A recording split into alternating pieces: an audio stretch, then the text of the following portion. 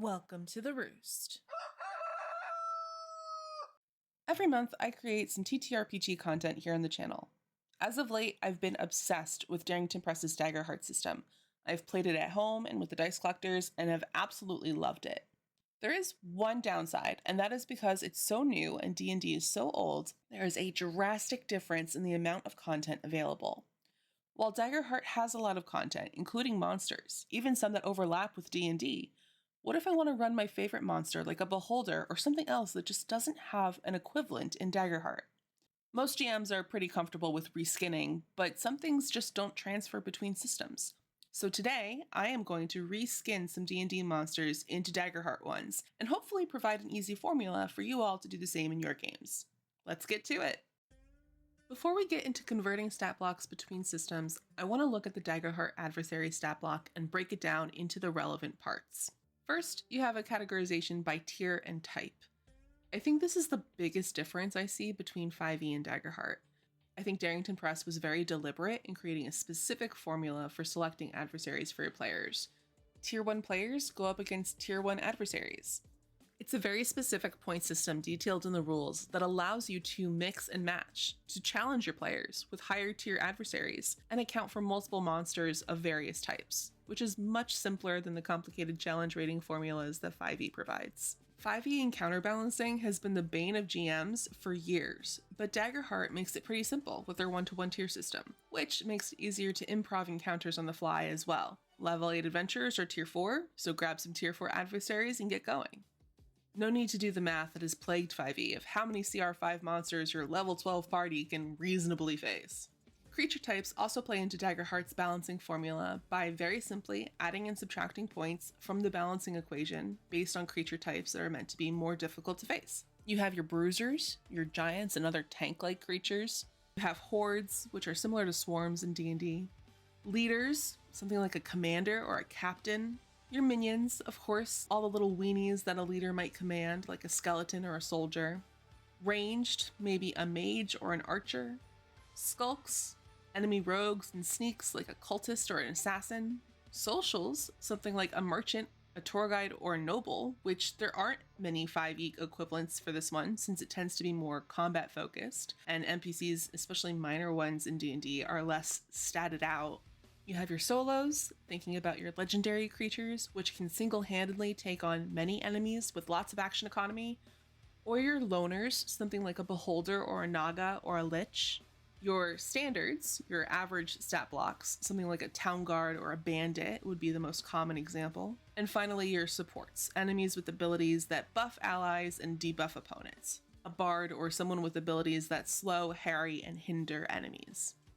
This is all great for balancing encounters, but it's also great for statting out your adversary.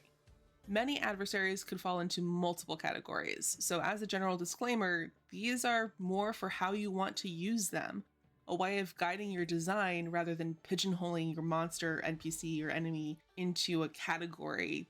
A powerful Fey BBEG might be a leader, or a solo, or a social. Similarly, a guard might be a standard, but if you're running a guard captain, it might be easier to run a bunch of guards as a horde, or even as minions.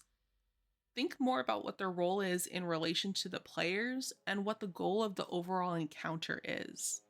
So that's just the top of the stat block. The rest of the stat block is pretty straightforward. You have a bit of description, you have your numbers, the literal stats, some optional bonuses in the form of experiences, and then features or abilities. One thing I really like is the motive and tactics part of the stat block. I know a lot of GMs do this on their own to make their battles and encounters more tactical and interesting for players, giving the enemies a true strategy or motivation, which makes it easier to run the enemy. It makes it easier to understand how the adversary would act and react, and makes the job of the GM a lot easier. From a design standpoint, it also helps contextualize the creature. It provides a theme to guide the mechanics for the features and the rest of the stat block. I think it's something pretty unique, and I love that Darrington Press included it in the adversary stat block. Below that, we have the numbers assigned to the creature, the difficulty, damage thresholds, HP, and stress. These numbers generally match the tier level or creature type. So just as an example, in 5e, the saving throw and damage output for a CR20 creature is going to be much higher than one for a CR2 creature. That tracks for Daggerheart stats as well. Tier 1 are weenies compared to Tier 4 adversaries. Similarly, something with a high constitution in 5e, which may be classified as a bruiser in Daggerheart, may have more HP and stress to rely on. They can take more hits than a skulk or a minion. Most adversaries have a standard attack, and then also other features that are either passives, reactions, or actions. Some of these features require the GM to spend fear to use, which are meant to raise the stakes of the encounter both from a storytelling perspective as well as mechanically in combat. So now that we've seen what a stat block should look like, let's get into the nitty-gritty of how to convert a 5e stat block into Daggerheart. The first step is to determine what tier the enemy belongs in. And there are a couple of ways to evaluate this, in my opinion. You could use the challenge ratings as a heuristic or kind of shortcut, with every 5 challenge ratings or so equating to another tier. But it's not always one-to-one, so you might have to adjust to this as you go along. Another method you could use is to compare your monsters to similar creatures in Daggerheart. Is there an existing Daggerheart adversary that feels similar? What tier is that monster, and can you do something similar? For example, there are skeletons in both Daggerheart and 5e, so there's no need to convert. But if you wanted to run a shadow or a ghoul, which may not have an exact match in Daggerheart, they might feel pretty similar to a skeleton, both thematically and in terms of difficulty. So maybe they're also tier 1 in Daggerheart. Finally, you can think about how certain 5e monsters scale. For example, the easiest kind of beholder to fight is a CR3 spectator. Then you have a CR5 beholder zombie, the CR13 beholder, and then the CR14 death tyrant. It's possible that some of these share a tier. A beholder and a death tyrant are pretty similar, but it seems pretty unlikely that a death tyrant and a spectator would both be in the same tier. So you can use these comparisons within existing D&D scalable differences to estimate which tier the monster you're converting to Daggerheart would fall into. If a spectator is tier 1 and a beholder zombie is tier 2, are the beholder and the death tyrants tiers 3 and 4? Are they both the same? It's up to you to kind of differentiate that, but at least that's a starting place and a good way to estimate the tier. The second step in our conversion is optional, but very helpful. You would describe the motive and tactics. It's just a few words, a couple phrases really, but they're ones that will help guide and inspire the rest of your conversion process, so I would always do this second. Third, you'll convert the stats of a creature. Some stats will be eliminated. Daggerheart doesn't have speeds, for example, but you can find some overlap which makes the conversion more straightforward. For example, if a creature has a saving throw DC, you can use that as your starting place for a difficulty, which serves as both a saving throw equivalent and an armor class. While HP is treated differently between these systems, if something has a high constitution or a lot of HP in 5e, you can make it so that it's on the higher end of Daggerheart's HP system. Something with a high armor class in 5e may have high damage thresholds in Daggerheart, and you can always compare to creatures within the same tier in Daggerheart to see if you're somewhere in the ballpark of what could be appropriate numbers for your creature. The last thing you'll do in your conversion process is to translate the features and abilities. This could include things like a fly speed or resistances. It's not just the actions described in the 5e stat block. You'll want to identify each feature as a passive, reaction, or action, and identify whether it's a fear move. If it's a fear move, how much fear should it cost to activate this ability? Is it particularly deadly? Most fear moves cost between 1 and 2 fear, but some can also cost up to a certain amount of fear to increase the effect per fear spent. Maybe the damage increases, or the ability can target more creatures the more fear that you spend to activate it. If the creature has a recharge ability, you can convert it to a looping countdown, something that is, I think, pretty unique to Daggerheart. You make the ability tick down and occur every time it reaches 0. So it's on a cycle during the combat. And you could say it happens, for example, every third time the creature takes damage, or every 8 attack rolls made against it trigger this countdown and then this ability. You should be creative and take inspiration from other features on existing stat blocks. You also shouldn't be afraid to change mechanics to fit the system. Things won't be one-to-one, and you shouldn't expect them to be. They are different systems, and that's kind of the whole point. There's no Constitution saving throw in Daggerheart, so change it. Make it a strength reaction roll, or make it an attack. It might be worth even completely eliminating a feature or ability that you just don't see how it works within Daggerheart's mechanics, but you can make it something thematically similar within the mechanics that you have at hand. Use stress, use fear, use hope. You have all sorts of mechanics at hand, and you have the freedom to try something new, and of course, change it if it turns out not to work during play. So now that you have the formula, let's do some conversions together. Despite having a lot of adversaries available in the core rulebook, there are only a few dragons, so that's what I'm going to convert today. 5e has 4 categories of dragons: ancient, adult, young, and wormling. Immediately, thinking about both CR, challenge rating, and comparing these dragons by age, I think we have a monster for each tier. Wormling at tier 1, young at tier 2, adult at tier 3, and ancient at tier 4. Because each color dragon has different abilities, I chose random colors for each tier. I'm going to do a ancient black dragon. I'm going to do an adult white dragon, a young bronze dragon, and a red dragon wormling. So it's probably easiest to start at tier 1, and so that's what I'm going to do. This is just a template that I have set up, so I can just kind of copy and paste the frame and then fill in the blanks with, or fill in the template with all of the details. So for tier 1, I am going to have the red wormling, and I'm just going to call it a wormling. I'm not going to worry about a specific color. That is not a distinction made in Daggerheart. So I'm just going to call it a dragon, and this is something that you could adapt. If you want it to breathe ice instead of fire, you can do that, and you don't have to worry necessarily about the kind of dragon it is. Now, it's a baby, so it is not going to be a leader. It might be a solo, but if you look at the red dragon wormling stats, it still has a lot of hit points. Still has a high armor class. It is still, a dragon, but it is challenge rating 4. It has extra senses, but it has like a low proficiency bonus. So even though its strength is 19, which would be a +4, it only has a +2 proficiency. Again, thinking tier 1, this is something that a level 1 party is going to potentially fight.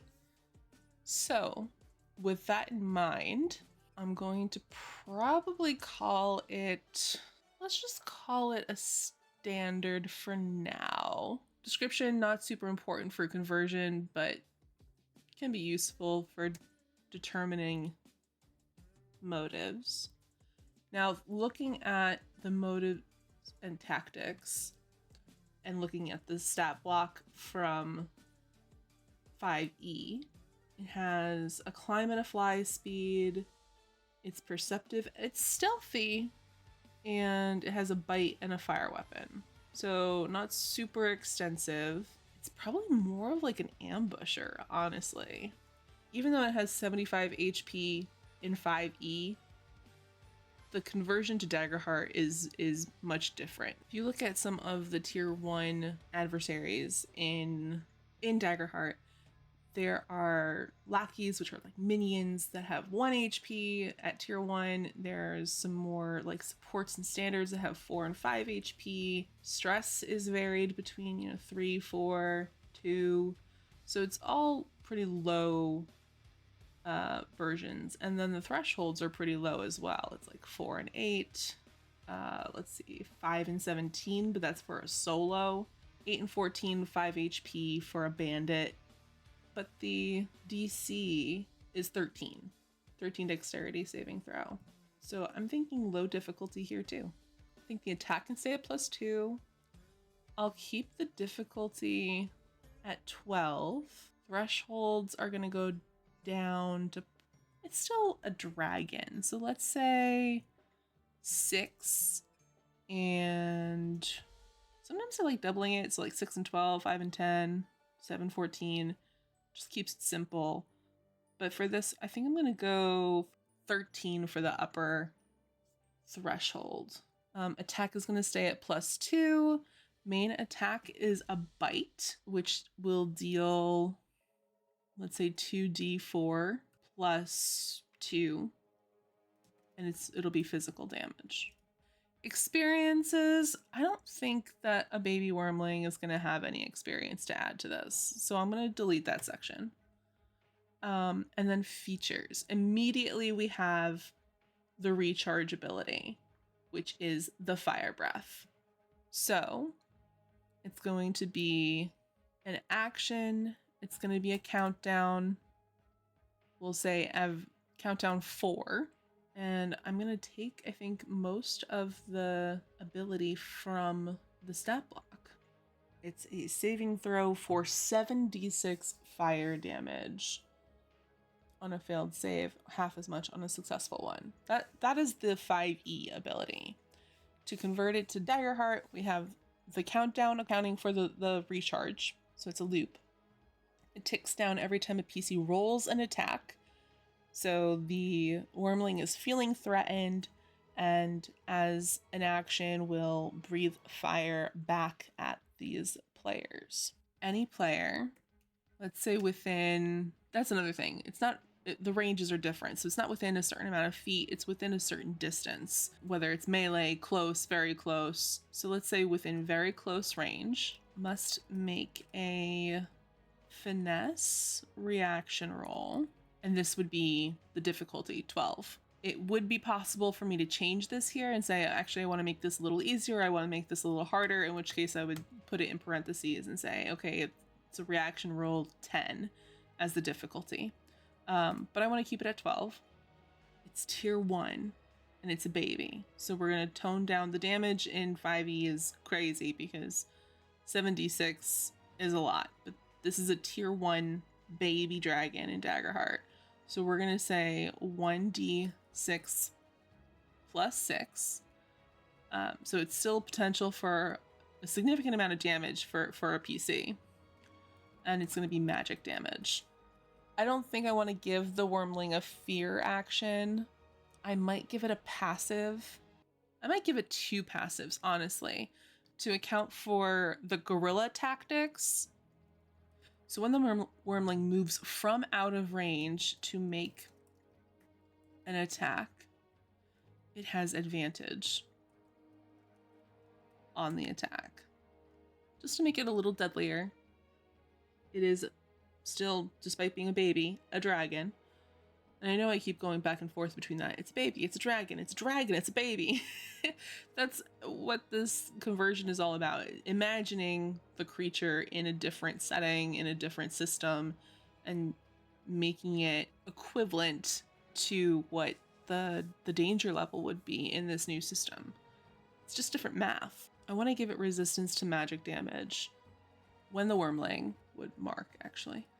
1 or more HP from magic damage takes or marks 1 less. So it gives a little bit of resistance there for the baby dragon. And I think that would be our tier 1. The next is going to be our tier 2 young dragon. For this one, I do have a different kind. I'm going to use the young bronze dragon. So if you look at the young bronze dragon stats, its speed is higher, HP is pretty much doubled in 5e, so from 75 for a wormling to 142 for a young bronze dragon. Armor class is up to 18. Again, not super worried about that, but tier 2, we are going to increase the difficulty for sure. The DC goes up to a 15 for the breath weapon, which now there are 2 possibilities. I could make them go on different countdowns. I'm not quite sure what I'll do with that yet. Maybe I'll just get rid of one. I'm not sure. I'm going to keep it as a standard, I think, for now. I think once you get to like the older dragons, it becomes maybe the adult dragon is a bruiser, and then the ancient dragon is a solo. I think that's what we'll probably do. Motive and tactics. Again, I think this now becomes less of a kite scenario and more of a pouncing scenario. So I'm going to even say pounce. Let's call it single-minded. It's not quite as intelligent to be able to, it's not like a tactician at this point. It's still a young dragon. So maybe it targets a single prey at a time. And one other maybe description or tactic for this creature. Let's call it vicious. Difficulty is going to go up. Let's call it a 15. Thresholds are going to go up. This is probably good for a tier 2 threshold. Looking at some other ones, it's like 12 and 25, 8 and 16, 10 and 20. So 13 and 26, maybe a little high. We can maybe go down to like 12 and 22. HP isn't going to go up by that much. We can turn it up to 5. I don't think I've seen a creature in Daggerheart that has more than like 10 HP at most. And those are like uber legendary creatures. So I think a young dragon with 5 is going to be fine. We can keep the stress. We'll maybe up it to 4. That's fine. Attack is going to go up, let's say, to 3 or 4, actually, because I typed 4, and that seems fine to me as well.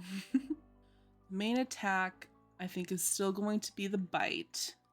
Instead of 2d4, we're going to up it to 2d, let's say 2d8, because I do think we're going to keep a breath weapon here for sure. The question becomes, which one? Young bronze dragon gets repulsion breath. Each creature succeeds a strength saving throw or is pushed 40 feet away from the dragon. So I'm going to make it an action. I'm going to make it a fear action, actually. Instead of a breath and a loop, I'm going to make it an action. And I'm going to say repulsion. Spend 1 fear to force. And we'll make it targeted. Any 2 creatures within close range to make a strength reaction roll. On a success, the creature marks a stress using some of those other resources at the player's disposal. On a failure, the creatures are pushed far range. And then one last feature, let's say. It's basically just another attack. And basically it's going to be using the same attack bonus, so it's make a standard attack. On a success, deal, instead of 2d8, let's call it 2d6 plus 1 physical damage.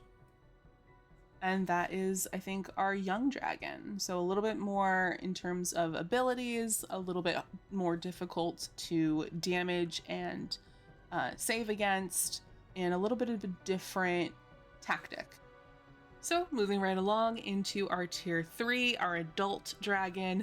I'm going to be converting from the adult white dragon. Again, it doesn't really matter what color it is. You can adapt and change things as you want. But just to give an example, we're looking at 5e adult white dragon. Hit points up from about 140 to 200. Armor class is still about 18. It now has a burrow and a fly and a swim speed. All the stats are up, but the proficiency is up. This is a challenge rating 13. Its proficiency is +5, and it has other abilities like Ice Walk. It can move across and climb icy surfaces without making a check. It's a legendary creature. It has a legendary resistance. It has a multi-attack, a bite, a claw, and a tail. It has frightful presence, and it has legendary actions, which again aren't really a thing in Daggerheart. There are those fear actions though, which will probably come into play here as well. So I think at this point, we have an adult dragon. It's going to be tier 3. And I think here we're going to make it into a solo. And we'll also probably pull in experience, but we'll get there in a second. Motive and tactics, it's a hunter. Let's say it attacks from above, or we could call it death from above and below because it burrows. That makes it a little bit more interesting. Which direction are you looking? Difficulty, looking at the DC for the breath weapon here, we're looking at a DC 19. I'm gonna just move it up from 15 to like a 17 here. Looking at some of the other tier 3 creatures in the core rulebook, we have a difficulty 17, difficulty 18, difficulty 16. It all varies a little bit. And the attacks vary as well. We have a +4, a +7. It kind of depends on, there's a +2, a dire bat, tier 3 skulk, +2. So it depends on the type of creature. This is going to be a solo creature. This is going to have a big plus. Thresholds going up to, let's say, 20 and 36. I think that's a pretty good damage threshold. HP will go up to about 6. So we have, what, 4, 5, 6 now? Stress we can keep at 5. That's, again, one more. Attack, let's go up to like a +7. And we'll keep the main attack as a bite. But at this point, they're big, so their range is going to be very close. And we're going to make that damage pretty big too. So we're going to say 2d8 +4 physical experience, right? We're going to call it a, let's say Eagle Eyes. So it could potentially add a +2 to certain rolls that rely on eyesight or from spotting things from far away. Let's give it one more experience. We'll just call it, it's huge. So things that rely on its size, like a strength roll. One thing that I didn't change is the damage roll. So I'm actually gonna go back real quick to the young dragon. Rather than 1d6 +6 magic damage, I'm gonna increase that to, let's say, 2d6 +6 as a young dragon. As an adult dragon, I'm gonna up that a lot. I'm gonna say it's gonna be 3d10. So that's a significant amount of damage. But the players also have, they also have damage thresholds. They also have armor that can help reduce incoming damage. So I'm not super worried about that being too much. I was thinking about potentially adjusting the countdown, the 1d4 loop. At this point, there's a lot more like options, more options for players to deal damage, more options for players to prevent damage. I'll leave it for now. Again, this is something where I might test it. I might play with it and test it and not like it and have to change it, which is fine, but I would do that after playing around with it a bit more. I have an immediate thought because the white dragon, the adult white dragon, has all of these like abilities like Ice Walk. They have the legendary resistances. They have blind sight and are immune to cold, and they're good at burrowing and swimming. So I have this idea for a passive. I'm gonna call it something like Ice Skin or something. When the adult dragon would mark 1 or more HP, it can mark 1 less. Basically, it's tough. It definitely needs a fear action. And I'm also going to give it the claw feature and add a tail feature as well. Let's look back at the 5e stat block. Frightful Presence. So status conditions are also a little bit different. In Daggerheart, there are only certain status conditions. There's vulnerable, there's restrained, and there's hidden.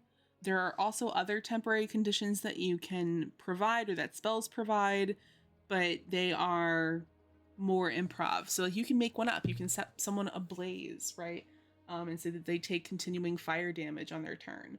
You can do a lot, and it's very much up to you to set those parameters and create those mechanics yourself. which is cool. And it gives a lot of freedom.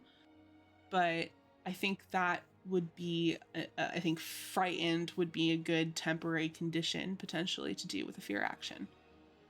Let's say roar, right? That's more, I think that's more fear inspiring. We're going to say spend 1 fear to roar and force, and again, it's going to be targeted, 1 creature within far range to make a presence reaction roll. On a success, that creature marks a stress.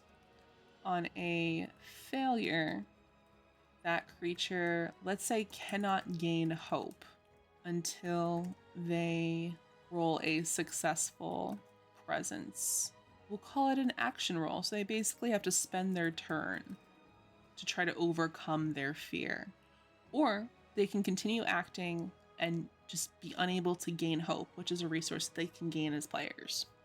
I'm liking where it's at. I feel like I want to give it 1 more fear roll or fear action.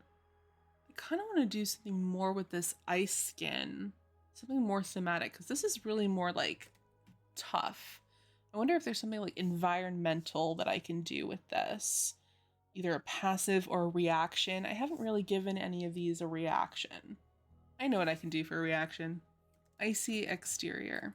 And we're going to say whenever the adult dragon is hit by a successful melee attack, the attacker must make a agility reaction roll or take, let's say, 1d10 magic damage. Okay, so you have a little bit more of like a retaliatory damage sort of thing, and it's just a reaction, so it's not taking up any action economy.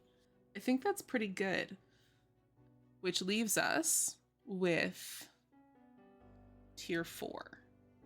Okay, so we're gonna say Ancient Dragon, motive and tactics, domination, inspire fear, crush. Okay, so looking at, we're going to use the Ancient Black Dragon I have. So armor class is up to 22. Hit points are, again, almost doubled to 367. Fly and swim speed. Challenge rating 21.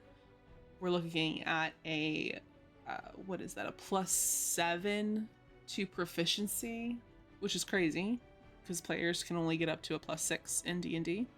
We have some damage immunities. We have amphibious, legendary resistance, multi-attack, frightful presence, and acid breath, and legendary actions. So not a whole lot different really between the Ancient Black Dragon and the Adult White Dragon, other than thematically, and then stats are greatly improved.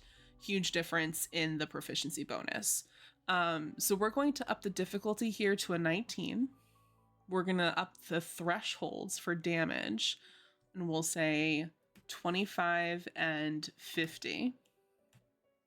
Maybe like 46 or something like that. HP will go up to 7. Stress will go up to 6. I like this like incremental increase for the dragons. Attack, we're going to go up to a +9. Keep it consistent with the difficulty. Bite, we'll keep it to very close. We'll keep the damage even for that, I think, the same. We'll say Huge gets now a +3 to experience. And we'll add another experience as well. Honestly, Ancient. And we'll call it a +3. You know, they've seen a lot of shit, basically. So it can be very broad like that. And we'll see what happens with it. For the breath weapon, just to keep it thematic, since I'm going off of a black dragon, we'll go with acid. We'll keep the countdown. We'll make the damage, though, here 3d12 +6 magic damage, which is pretty intense.